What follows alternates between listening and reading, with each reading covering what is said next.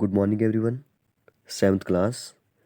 Today is 29th of October 2020 और day है Thursday. पिछले कल मैंने आपको जो प्रीवियस कुछ वीडियोस भेजी थी जिसमें कि थर्ड चैप्टर और फोर्थ चैप्टर के एमसीक्यूज थे। ठीक है, जिसमें कि फोर्थ चैप्टर के शायद 5 ही एमसीक्यूज थे, बहुत कम एमसीक्यूज थे। ठीक है, तो मैंने सोचा कि फोर्थ चैप्टर के कुछ और एमसीक्यूज लाते हैं। ठीक है, और क्लियर हो जाएगा आपको चैप्टर में हमने क्या क्या पढ़ा था। ठीक है, तो इस वीडियो में हम लोग फोर्थ चैप्टर के 12 या 13 एमसीक्यूज की डिस्कस करेंगे ताकि आपको पूरा चैप्टर जो वो अच्छे से क्लियर हो जाए कि चैप्टर में हमने क्या क्या पढ़ा हुआ है। ठीक है, जो इंपॉर्टेंट क्वेश्चन है एक्सरसाइज के उनको भी आपने अच्छे से पढ़ना है। ये जो एमसीक्यूज है इनको आपने फिर कॉपी पर लिखना है। आपकी लाइव क्लास होगी तो लाइव क्लास में अपने डाउट्स आप लोग पूछ सकते हैं। ठीक है, तो इनको हम लोग कल फिर से डिस्कस करेंगे, थर्ड और फोर्थ चैप्टर। ठीक है, फर्स्ट और सेकंड चैप्टर भी पढ़ लिया है तो फर्स्ट और सेकंड थर्ड फोर्थ चैप्टर हमारे कल कंप्लीट हो जाएंगे। फोर्थ चैप्टर में से मैं आपको कुछ भी पूछ सकता हूँ, तो कल आप लोग रेडी रहिए। ठीक है, ओके, तो चलिए स्टार्ट करते हैं। चैप्टर नंबर 4 है हमारा हीट।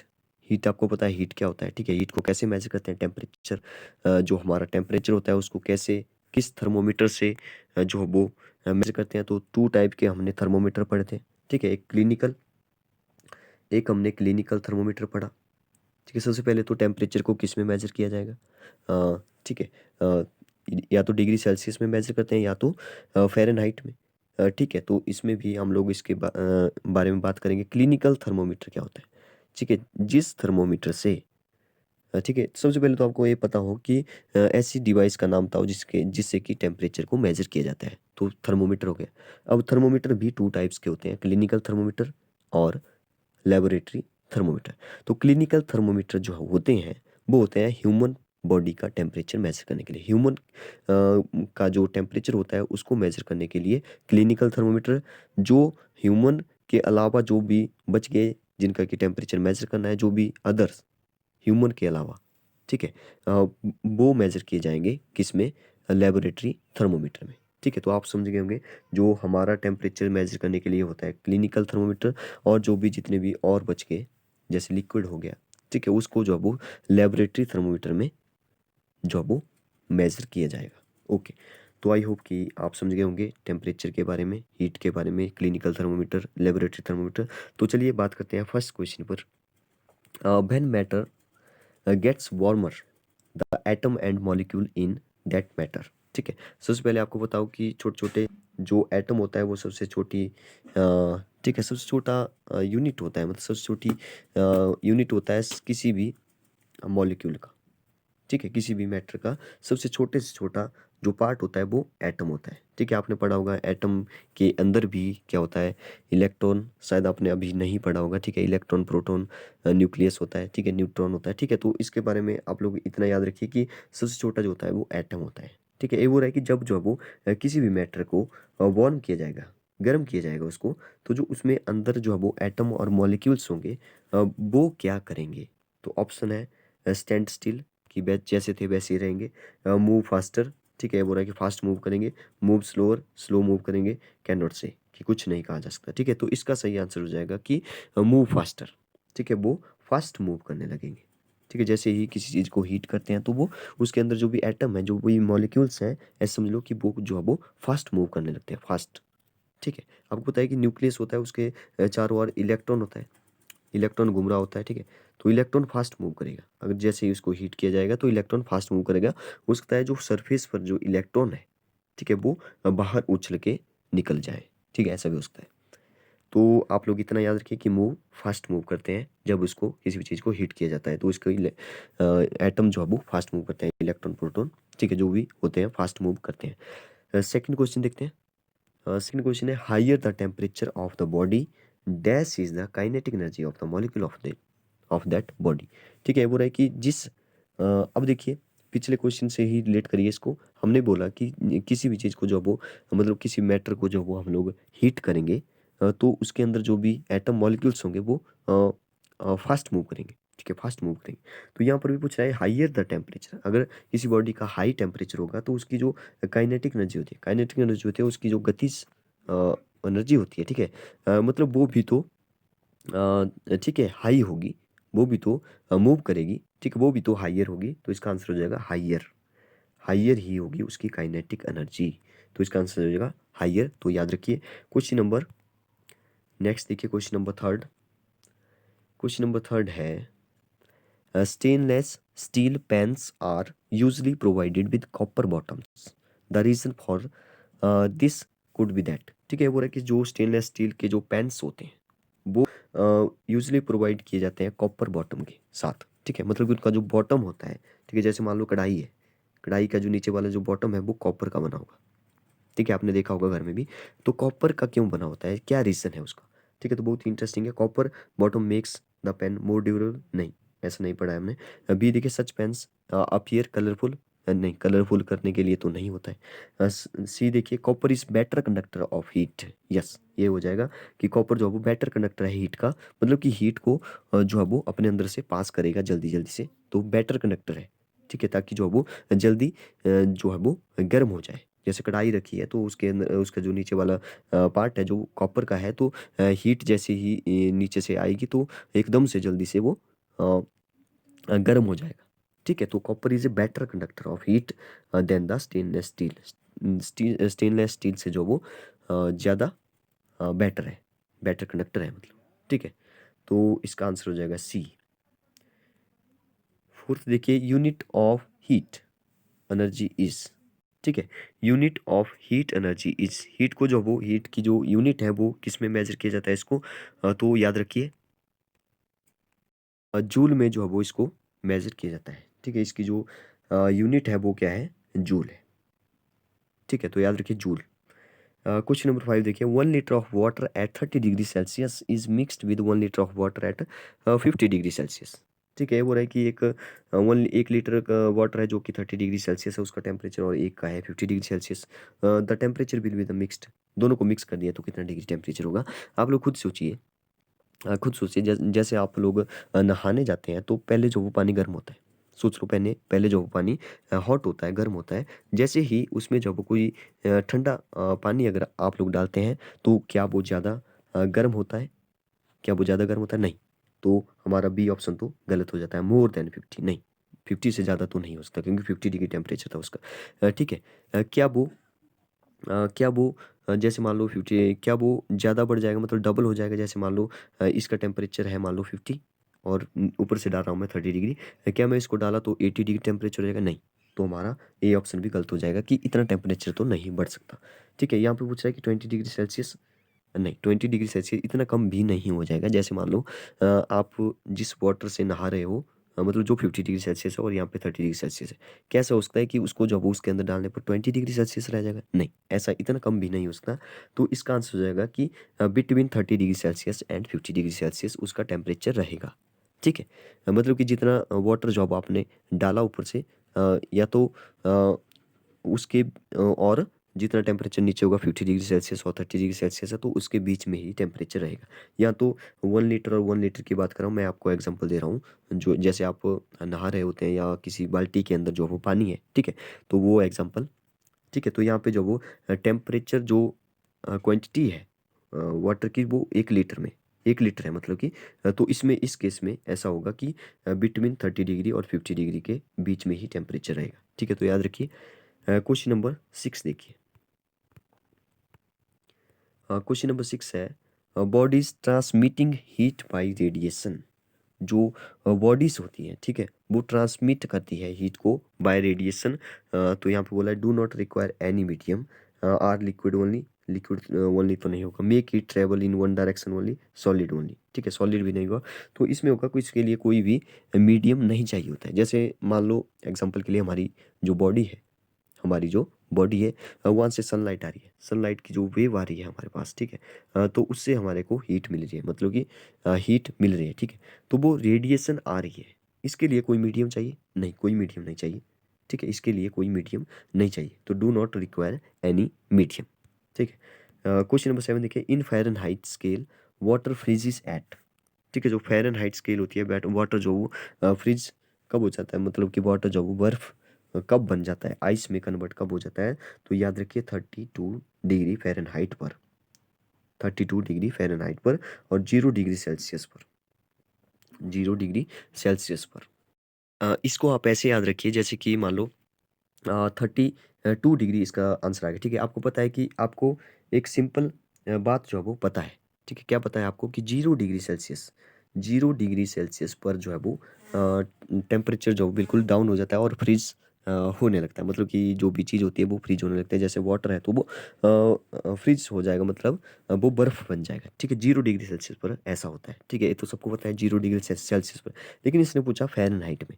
तो फ़ारेनहाइट जो होता है 0 डिग्री सेल्सियस जो वो कितने फ़ारेनहाइट के बराबर होता है? तो याद रखिए 32 डिग्री फ़ारेनहाइट के बराबर होता है। तो फ़ारेनहाइट में बोले तो 32 डिग्री सेल्सियस, और सेल्सियस में पूछे तो 0 डिग्री सेल्सियस। ठीक है, तो याद रखिए 32 डिग्री सेल्सियस इसका सही आंसर हो जाएगा। क्वेश्चन नंबर 8 देखिए, an iron ball at 40 degree Celsius is dropped in a mug containing water at 40 degree Celsius, the heat will. अब देखिए, मान लो एग्जाम्पल के लिए एक छोटा सा एग्जाम्पल लेते हैं। जैसे मान लो एक एग्जाम्पल लेते हैं, जैसे हम लोग मान लो नहा रहे हैं। ठीक है, नहा रहे हैं। ये हमारे पास एक मान लो जैसे कोई भी बाल्टी है। ठीक है, इसके अंदर वाटर है, इसके अंदर वाटर है। ठीक है, इसके अंदर क्या है? वाटर है। इसका जो मतलब कि कितना डिग्री सेल्सियस है, टेम्परेचर कितना है यहाँ पे? 50 डिग्री सेल्सियस है मान के चलो। ठीक है, ऊपर से मैं पानी डाल रहा हूँ इसके अंदर, उसका जो टेम्परेचर है वो भी 50 डिग्री सेल्सियस है। ठीक है, दोनों का टेम्परेचर बराबर है, दोनों जो है वो बिल्कुल इक्वल गर्म है। मतलब कि कोई ना ज़्यादा ठंडा है ना ज़्यादा गर्म है। तो क्या होगा? जैसे मैं इसके अंदर डालूंगा तो क्या इसका टेम्परेचर बढ़ेगा घटेगा? नहीं, क्योंकि दोनों का टेम्परेचर सेम है। तो इसको इसके अंदर डालो चाहे इसको इसके अंदर, जिसको मतलब मिक्स कर दो तो 50 डिग्री ही टेम्परेचर रहेगा। इसके में कोई भी चेंज नहीं आने वाला है। तो बिल्कुल सेम केस है यहाँ पे कि 40 डिग्री सेल्सियस जो वो आयरन बॉल है, और ड्रॉप्ड इन मग, मग में वाटर का जो टेम्परेचर है वो भी 40 डिग्री सेल्सियस है। तो ये बोल रहा है कि हीट विल बी, तो क्या फ्लो करेगी? नहीं, फर्स्ट ऑप्शन गलत। Do not flow from iron ball to water और from water to iron ball, ये सही है। ये स्टेटमेंट सही है कि नॉट फ्लो, कोई फ्लो नहीं होगा हीट का आयरन बॉल से वाटर में या वाटर से आयरन बॉल के। Yes, second option is right option.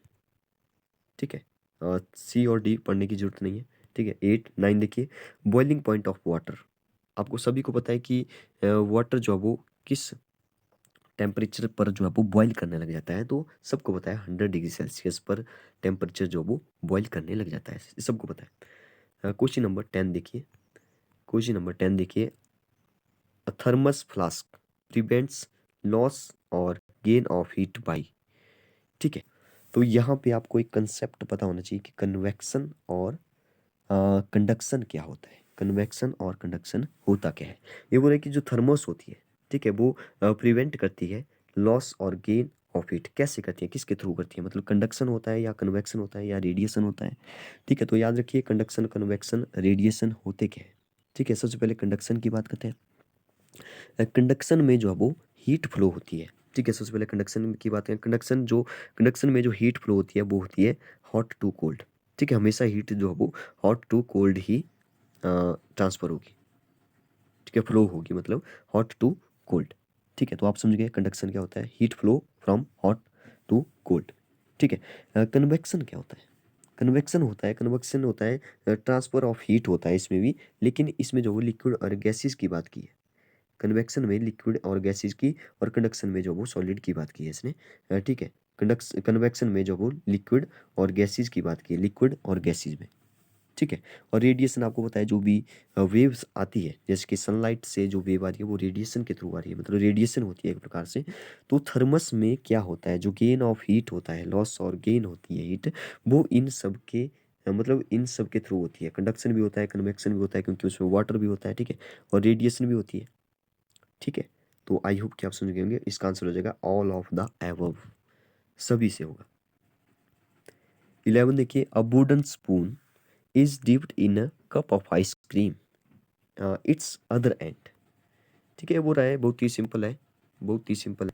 ठीक है, एक कप है आइसक्रीम का, मान लो एक कप है आइसक्रीम का। ठीक है, इसमें जो वो आइसक्रीम भरी हुई है, ठीक है, आइसक्रीम रखी हुई है इसमें। तो ये बोल रहा है कि एक वुडन स्पून है। ठीक है, एक लकड़ी का जो चम्मच है, ठीक है, लकड़ी का चम्मच है, इसको मैंने इसके अंदर डाल दिया, एक एंड को मैंने इसके अंदर डाल दिया मान लो। ठीक है, जो ए बोल रहा है कि ऊपर वाला एंड जो वो इट्स अदर एंड क्या होगा? अब पहले आपको पता हो कि इसमें जो वो जो वुडन होती है, जो लकड़ी होती है, उसमें जो वो हीट का फ्लो नहीं होता है इतना जल्दी, ठीक है। हीट जो वो मतलब फ्लो नहीं हो पाएगी, मतलब कि जो टेम्परेचर यहाँ पे है, ऐसा नहीं होगा कि ये ऊपर वाला जो एंड है वो भी ठंडा हो जाएगा, नहीं होगा ऐसा, ठीक है। वो ठंडा नहीं होगा। तो इसका मतलब इसका आंसर हो जाएगा फर्स्ट देखते हैं, बिकम कोल्ड। कोल्ड तो नहीं होगा, ऊपर वाला एंड नहीं होगा। बिकम कोल्ड, हाँ अगर आयरन का होगा या किसी और चीज़ का होगा जिसमें कि कंडक्शन होगी, ठीक है। हॉट टू कोल्ड या कोल्ड टू हॉट हो जाएगा, कुछ भी हो जाएगा, ठीक है। कोल्ड टू कोल्ड होगा या हॉट टू हॉट होगा, ठीक है, उसमें हो सकता है। लेकिन वुडन जो वो बैड कंडक्टर है, वुडन जो वो बैड कंडक्टर है, वो इलेक्ट्रिसिटी का भी बैड कंडक्टर है और हीट का भी थोड़ा सा बैड कंडक्टर है, ठीक है। तो इसका आंसर हो जाएगा डज नॉट बिकम कोल्ड, ये जो वो कोल्ड नहीं होगा। आप लोग चाहे घर में एग्जांपल देख सकते हैं, जैसे कि आप आइसक्रीम के अंदर जो वो वुडन का जो वो चम्मच डाल दो, इसका दूसरा एंड जो वो ऐसा नहीं होगा कि यहाँ पे जो वो ठंडा, नीचे वाला एंड तो ठंडा हो चुका है लेकिन ऊपर वाला एंड भी ठंडा होगा, ऐसा पॉसिबल नहीं है। डज नॉट बिकम कोल्ड, ठीक है। 11 12 देखिए, sea breeze is cause due to, ठीक है। ये बहुत ही अच्छा क्वेश्चन है। सी ब्रीज और लैंड ब्रीज के बारे में आपको पता होना चाहिए। सी ब्रीज ब्रीज जो होता है उसमें जो वो विंड जो हवा होती है वो कहाँ से कहाँ जाती है, सी से लैंड की तरफ जाएगी, सी से लैंड की तरफ जाएगी। जैसे मान लो यहाँ पे जो वो सी है, समुद्र है, ठीक है, यहाँ पे जो वो लैंड है, ठीक है। तो इस सी ब्रिज में सी से लैंड की तरफ जाएगी। अब सी से लैंड की तरफ कब जाएगी? अब देखिए दिन के समय जो अब यहाँ पे सनलाइट पड़ती है, ठीक है, यहाँ पे और यहाँ पर भी पड़ती है, लैंड की तरफ, लैंड में भी पड़ती है, ठीक है। दिन के समय क्या होगा कि यहाँ पर जो है वो जो ज़मीन है, जो लैंड है, यहाँ का टेम्परेचर ज़्यादा होगा, इसको जो वो टेम्परेचर कम होगा थोड़ा सा, क्योंकि पानी को जो है वो गर्म होने में थोड़ा सा टाइम लग जाएगा।